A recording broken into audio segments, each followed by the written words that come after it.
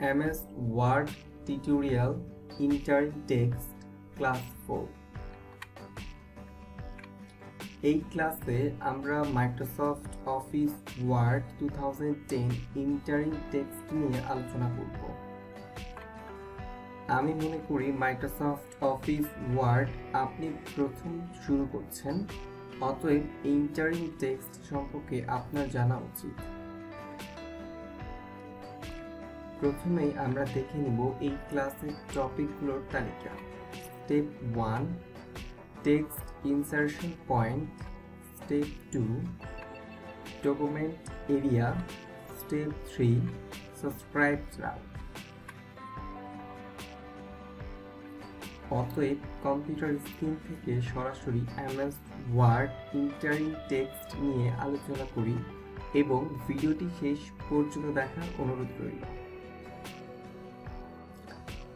Computer স্ক্রিনে আছি, আমরা প্রথমেই MS ওয়ার্ড ওপেন করব। সো MS ওয়ার্ড ওপেন হয়েছে। তো আজকে আমাদের টপিক দুটা, একটা হলো টেক্সট ইনসারশন পয়েন্ট, আরেকটি হলো document area.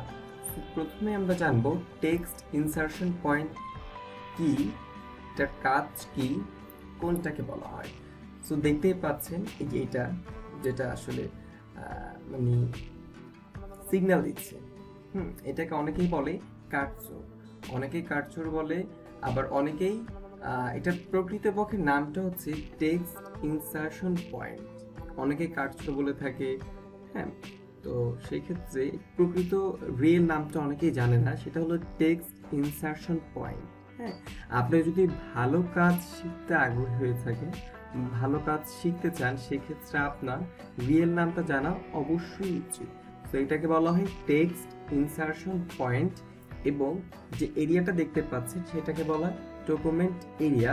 So text insertion পয়েন্টটা যখন আমি ফন্টটা বড় করব, ফন্ট সাইজ, তো এটা আস্তে আস্তে বড় হবে, ঠিক আছে। আমি ফন্ট সাইজ ছোট করব, আস্তে আস্তে এটা ছোট হবে, ঠিক আছে। আর এটার কাজটা হলো কি, মানে এটা দিয়ে আমার টেক্সটটা লেখা শুরু হবে। ফর এক্সাম্পল আমি যদি লিখি এখন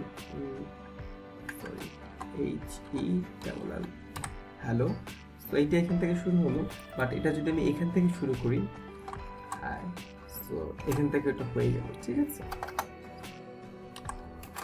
সো ব্যাপারটা বুঝতেই পারছেন, টেক্সট ইনসারশনের কাজ হলো যে যেখানে আপনি এটা পয়েন্ট করে রাখবেন সেখান থেকে লেখাটা স্টার্ট হবে। ফর আমি যদি এখান থেকে টেক্সট ইনসারশন পয়েন্ট এখানে রেখে যদি আমি এটা অনেকগুলো হাইপেন দিই, সো এই হাইপেন হয়ে গেল।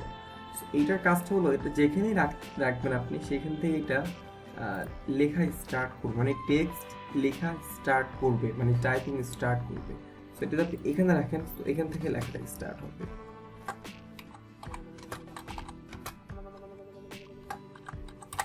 সো বুঝতেই পারছেন। সো এটা আমি যেখানে রাখবো, যদি আমি এখান থেকে রেখে আমি স্পেস দেই, সেক্ষেত্রে এখান থেকে এটা স্পেস হয়ে যাবে, এবং যদি আমি এখান থেকে রেখে এটাকে স্পেস দিই, সো এখান থেকে স্পেস হবে।